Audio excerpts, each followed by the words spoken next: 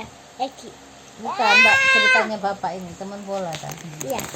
Bismillahirrahmanirrahim. Ayo. Nggak direkam. Empon, ayo sini. Cuman gitu. Oh, Yanto. Ayo mari nang pupuk. Rekamin, Pak. The Old Man and the Sea.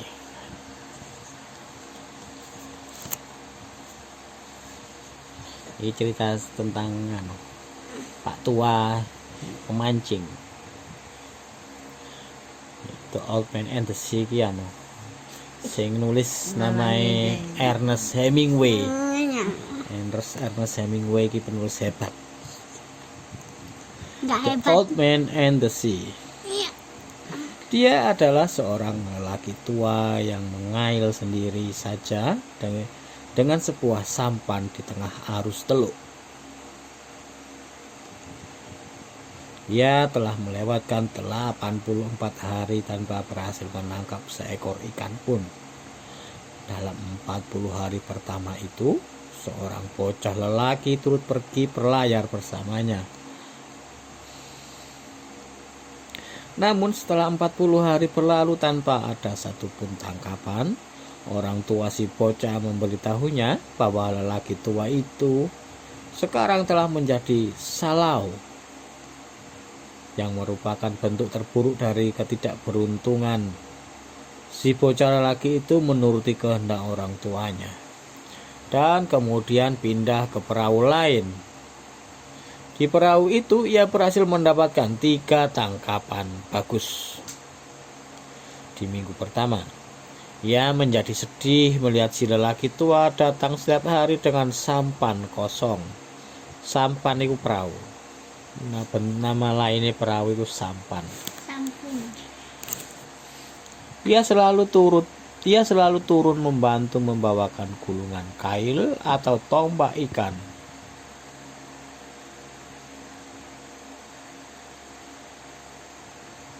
Dan harpun dan layar yang tergulung di sekeliling tiang. Layar itu bertambalkan karung terigu, dan kala tergulung tampak bagai bendera kekalahan nan kekal. Kekal iku abadi. Si lelaki tua itu tampak kurus dan ekspresi wajahnya suram. Suram iku ekspresi wajah suram, ekspresi wajah yang menyedihkan. Kasihan. Terdapat kerutan-kerutan yang dalam di punggung lehernya, di punggung leher di sini. Di pipinya terdapat bercak-bercak berwarna kecoklatan yang merupakan kanker kulit jinak. Bercak-bercak itu total. Bercak-bercak itu didapatnya dari pantulan mentari di atas lautan tropis. Mentari itu sebutan untuk matahari. Lautan tropis itu laut sing berada di daerah Khatulistiwa. Kayak nang Indonesia ini lautnya lautan tropis. Karena Indonesia berada di zona garis Khatulistiwa atau garis tengah bumi. Bercak itu berjajar rapi menuruni sisi wajahnya. Pada telapak tangannya terdapat bekas-bekas luka gores yang dalam akibat pekerjaannya melepas ikan besar dari tali kailnya. Tak satu pun parut luka itu baru. Semuanya terjadi lama sekali. Apapun yang berkaitan dengannya terkesan tua, kecuali matanya. Sepasang mata itu sewarna dengan laut, tampak riang dan tak terkalahkan. Riang itu suasana sing menyenangkan, gembira. Santiago, si bocah lelaki memanggil orang tua itu. Pak tua itu namanya Santiago. Santiago, si bocah lelaki memanggil orang tua itu selagi mereka memanjat tepian dari tempat tertambatnya sampan. Tempat tertambat itu tempat berhentinya kapal, artinya tempat menaruh, memarkir perahu, memarkir sampan. Iku menambatkan, mengikat di tali di tiang sampane atau perahu cek mboten ke bawah arus, iku namanya menambatkan.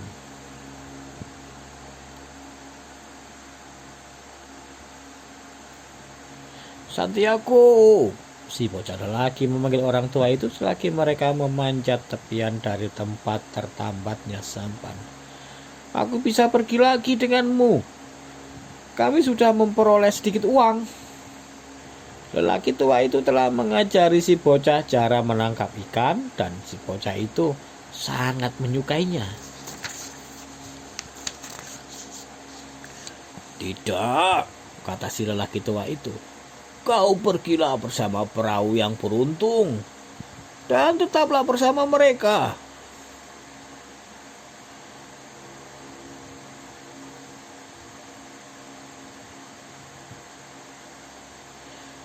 Tapi ingatlah bagaimana kau menjalani 87 hari tanpa berhasil mendapatkan ikan. Sementara yang lainnya mendapat ikan-ikan besar setiap hari selama 3 minggu. Aku ingat, kata lelaki tua. Aku ingat, kata lelaki tua lagi. Aku tahu kau tidak meninggalkan karena kau ragu. Papa yang memerintahku pergi. Aku hanya seorang anak, dan aku harus mematuhi ucapannya. Aku tahu, kata lelaki tua berkata. Itu cukup wajar.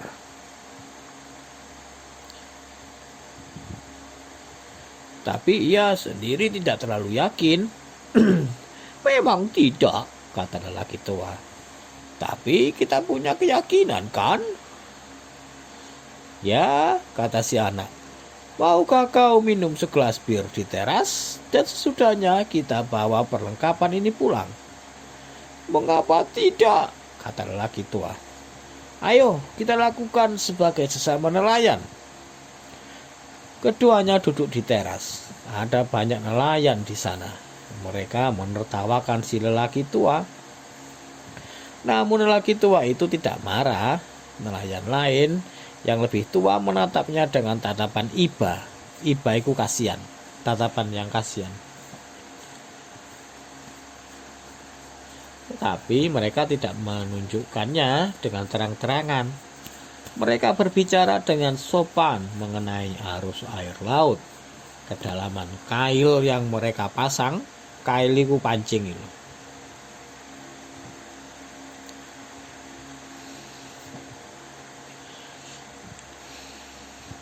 Mereka berbicara dengan sopan mengenai arus air laut, kedalaman kail yang mereka pasang, cuaca yang terus baik, serta apa-apa saja yang telah mereka lihat.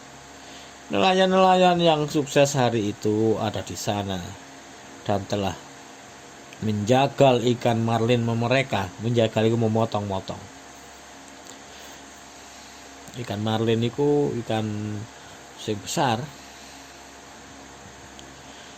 Mereka lalu membawa ikan-ikan itu dalam gelaran di atas 2 papan kayu dengan 2 lelaki terhuyung-huyung di masing-masing ujung papan.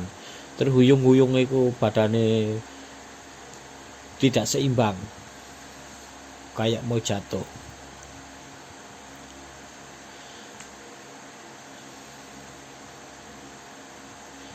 Dengan 2 lelaki terhuyung-huyung di masing-masing ujung papan ke gudang ikan, di mana mereka menunggu truk es untuk membawa ikan tersebut ke pasar di Havana.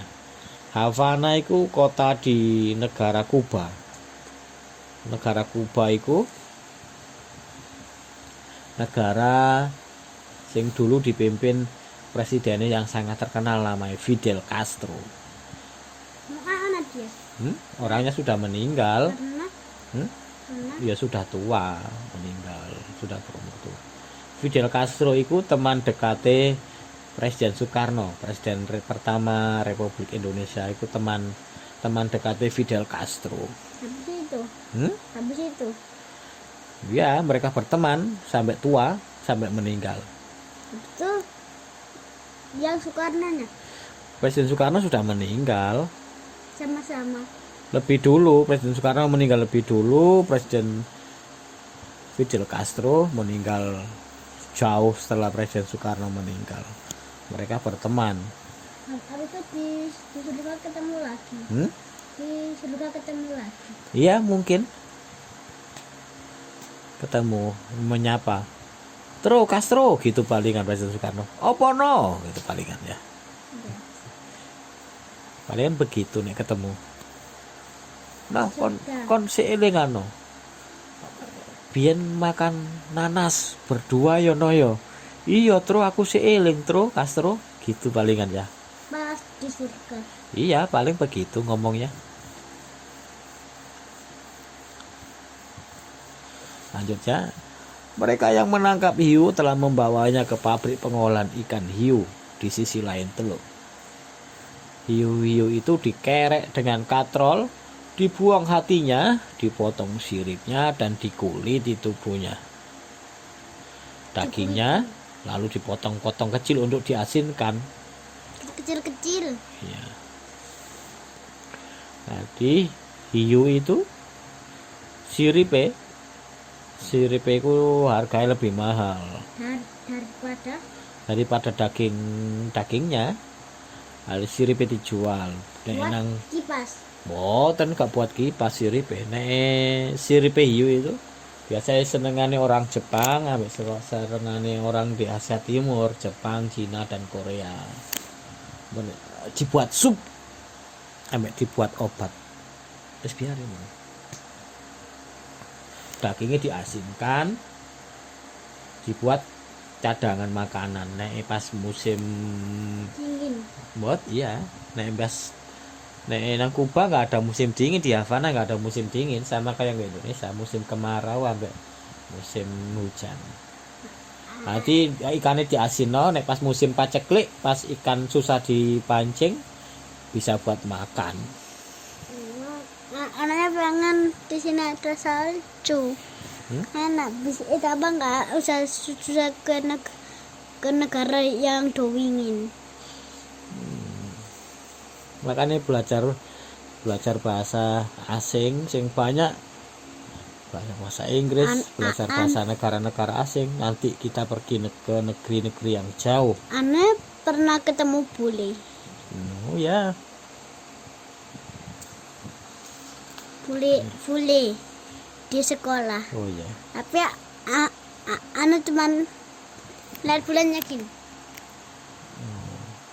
Kayak nggak menarik gitu. Kenapa lu gak menarik? Ya anak kita kan. Tapi kalau ada orang belum dikenal sih cuman diem tok. Iya. Nah, orang nggak dikenal jangan. Jangan apa? Ya diamati saja, dilihat saja. Kita mbak mendekat langsung digendong. Nah, ada orang nggak dikenal, hati-hati, kita hati-hati. Kita nggak tahu orangnya baik atau jahat kan, kita nggak tahu, makanya kita hati-hati. Ayo kita lanjut. Saat angin berembus dari timur, seberkas bau menyeberangi pelabuhan dari pabrik pengolahan ikan hiu. Tetapi hari ini baunya hanya tercium samar-samar. Samar-samar itu tidak jelas. Apa emang siripnya itu bisa dibuat obat, tapi itu apa kayak bener-bener gitu tak? Boten, ya obat tradisional, bukan obat pil atau kapsul kayak sing dibeli nang gone toko obat. Ya buat obat tradisional dicampur ambek rempah-rempah, dibuat sup. Kesukaannya orang Asia Timur ya sup sirip itu. Aceh? Aceh? Semua ikan nenang Aceh. Kecuali ikan gabus. Ya suka juga. Nah, ikan gabus juga. Ikan gabus itu juga banyak mengandung protein. Punya albumin, zat albumin namanya. Zat. Betek. Ya. Seharusnya anaknya gua kemarin.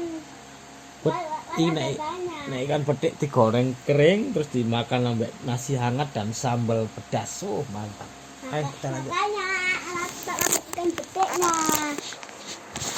Ini Bapak kan tahu itu, makanya langkap ikan betik jangan dibuang, mau anaknya pelihara sampai kita habis anak pelihara, habis itu anaknya kita dibersihin, habis itu baunya diiris, habis itu digoreng sampai kering. Itu yang mana buat atau anaknya buat umpan. Ya. Umpan mancing. Saat angin berembus dari timur, seberkas bau menyeberangi pelabuhan dari pabrik pengolahan ikan hiu. Tapi hari ini baunya hanya tercium samar-samar itu tidak jelas. Kadang hilang, kadang baunya muncul. Karena angin telah beralih ke utara lalu menghilang. Hari itu sungguh menyenangkan dan terlihat sangat cerah jika dilihat dari teras. Santiago,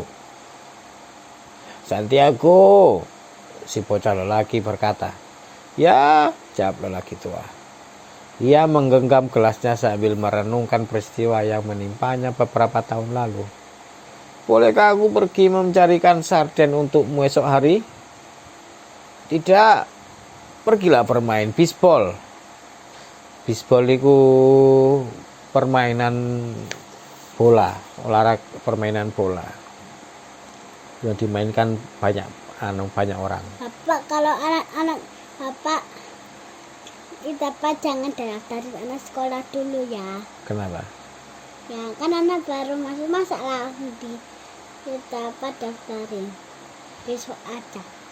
Besok didaftarin kalau udah pindah, habis itu tapi antar dulu sekolah jauh soalnya. Jangan kalau dulu anaknya pakai sepeda. Tidak, pergilah bermain bisbol. Aku masih sanggup mendayung sendirian dan Rugilio akan melempar jala. Jala itu buat menangkap ikan. Aku tetap ingin pergi bersamamu, meskipun kau tidak memperbolehkanku menangkap ikan. Aku ingin membantu dengan melakukan hal lain. Kau sudah mentraktirku minum bir, kata lelaki tua. Kau sudah jadi lelaki sejati. Berapa umurku waktu kau pertama kali mengajakku berlayar dengan perahu? Ojo dikono sakit kakinya. 5 dan kau hampir terbunuh waktu ku bawa naik ikan terlampau cepat. Ikannya hampir saja meremukkan perahu dan menjadikannya berkeping-keping. Kau ingat?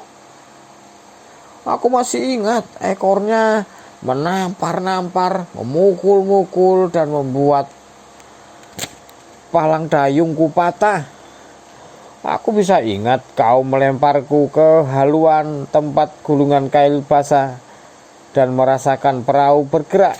Haluan itu bagian depan perahu atau kapal. Kok dilempar? Nah, buritan itu bagian belakang. Kok dilempar?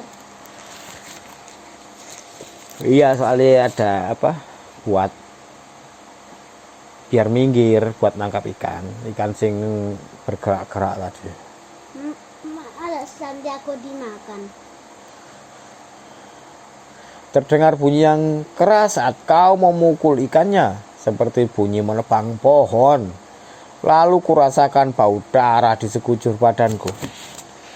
Kau memang benar-benar dapat mengingatnya dengan baik. Atau aku yang mengatakannya padamu? Aku ingat jelas semua yang terjadi saat pertama kali kita pergi bersama. Lelaki tua itu menatapnya dengan mata yang terbakar mentari. Namun tatapannya penuh percaya diri sekaligus rasa sayang. Jika kau ini anakku, akan kubawa kau berlayar denganku dan akan kupertaruhkan semuanya, katanya. Tapi kau bukan anakku. Kau punya orang tua dan kau sangat beruntung. Boleh aku carikan sardennya? Aku juga tahu di mana bisa kudapatkan 4 buah umpan. Aku masih punya sisa hari ini, ku simpan dengan garam di peti. Buat apa? Buat mancing, tadi umpan sing gak kemakan ikan, hari ini disimpan di peti, dikasih garam jane mboten busuk. Biar ku carikan 4 buah yang masih segar. Sarden ini maksudnya ikan sarden. Iya buat umpan. Iya, nanti buat umpan. Satu saja, kata si lelaki tua. Harapan dan kepercayaan dirinya tidak pernah hilang. Tapi sekarang kembali segar saat angin sepoi-sepoi berembus. Angin sepoi-sepoi kok anginnya bertiup pelan.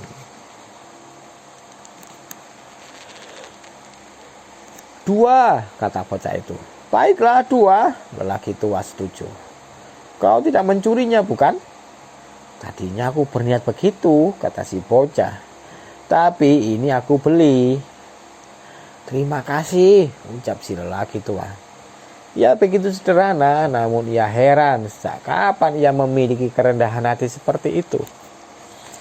Tapi ia tahu ia memilikinya. Dan ia tahu itu bukanlah hal tercela dan takkan mengikis harga dirinya sebagai lelaki sejati. Esok hari akan pasti cerah dengan arus seperti ini, katanya. Kemana kau akan pergi? Tanya si bocah lelaki. Jauh keluar teluk agar aku bisa pulang saat angin berganti. Aku ingin sampai sebelum terang. Aku akan coba membuatnya keluar teluk, si bocah berkata. Jadi semisal kau menangkap ikan yang benar-benar besar, kami bisa datang membantumu. Ia tidak suka bekerja terlalu jauh keluar. Tidak, kata si bocah lelaki.